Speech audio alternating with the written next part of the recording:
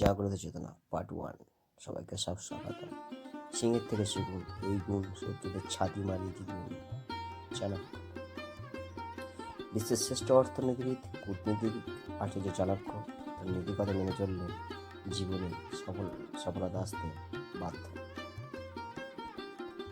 আচার্য চাণক্য বলেছেন, কোনো ব্যক্তি যদি সিংহের কাছ থেকে এই একটা গুণ শেখে তাহলে তার উন্নতি হতে বাধ্য। জঙ্গলের রাজা সিংহের এমন একটি গুণ চাণক্য বর্ণনা করেছেন যা যে কোনো মানুষকে সফল করে দেবে। চাণক্যের মতে সিংহের মতো ক্ষমতা ও শক্তি ব্যবহার করা জীবনের খুবই গুরুত্বপূর্ণ। কোনো মানুষ যখন নিজের পুরো শক্তি উজাড় করে দেয় তখন সেই কাজ সফল হতে বাধ্য। কেউ চাইলেও তার দোষ খুঁজে পায় না। সিংহ যেভাবে শিকারের সময় মনোযোগ ও সম্পূর্ণ শক্তি কাজে লাগায় সেটাই করতে হবে মানুষকে, তাহলেই সাফল্যের সিঁড়ি বেয়ে উপরে উঠে আসা যাবে। চাণক্যের মতে কোনো ব্যক্তির মুরগির কাছ থেকে শেখা উচিত যে সকালে ঘুম থেকে কেমনভাবে উঠতে হয়, সাহসের সঙ্গে সমস্যার মুখোমুখি হতে হবে। পরিশ্রম ছাড়া সাফল্য আসে না বন্ধু, তাই বলছি পরিশ্রম অবশ্যই করতে হবে, সাফল্য আপনার দরজার করে আসে। আজকের পরিশ্রম আগামীকালের ভবিষ্যৎ। যে কোনো সফলতা এক মাসে পাওয়া যায় না, তার পিছনে বছরের পর বছর করা কঠোর পরিশ্রম আর বিশ্বাস থাকে। পরিশ্রম করো, ফল আপনি দিয়ে আসবে। যদি মনে করো তুমি পারবে কিংবা মনে করো তুমি পারবে না, দুই ক্ষেত্রেই তোমার বিশ্বাস সঠিক।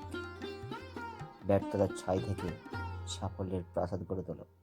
হতাশা ব্যর্থতা হলো সাফল্যের প্রাসাদের দুই মূল ভিত্তি। আমি সবার প্রয়োজনে সীমাবদ্ধ, কারোর প্রয়োজন হওয়ার সাধ্য নেই। তুমি কতটা শিক্ষিত তা তোমার ডিগ্রি দেখে নয়, তোমার ব্যবহার দেখেই বোঝা যায়। তুমি কতটা সুখী তা তোমার হাসি দেখে নয়, নীরবতা দেখেই বোঝা যায়। তুমি কাউকে কতটা ভালোবাসো তা তোমার উপহার দেখে নয়, তার প্রতি তোমার আচরণ দেখেই বোঝা যায়। গন্তব্য যতই উচিত হোক না কেন, অবসর সময় নিজের কাছেই থাকে। গন্তব্য যতই উচিত হোক না বন্ধু, কেউ তোমাকে চাইলেই অবহেলা করার সুযোগ পাবে না, তুমি তাকে সেই সুযোগটা না দাও। যদি সুখ হতে চাও রাত জেগো না, যদি শান্তি পেতে চাও দিনে ঘুমিও না, আর যদি ভালোবাসা পেতে চাও তাহলে মানুষকে ভালোবাসো। পরিশ্রম আর ভাগ্যের মধ্যে পার্থক্য হলো পরিশ্রমের দ্বারাই ভাগ্য অর্জন হয়, ভাগ্যের দ্বারা অনেক কিছু অর্জন হয় না। সফলতার গোপন সূত্র হচ্ছে নিজেদের জন্য তৈরি থাকা, সঠিক সময় সঠিক ব্যবহার করতে শিখতে হবে। নিজেকেই টেনে তুলতে হবে, কেউ তোমাকে টেনে তুলবে না।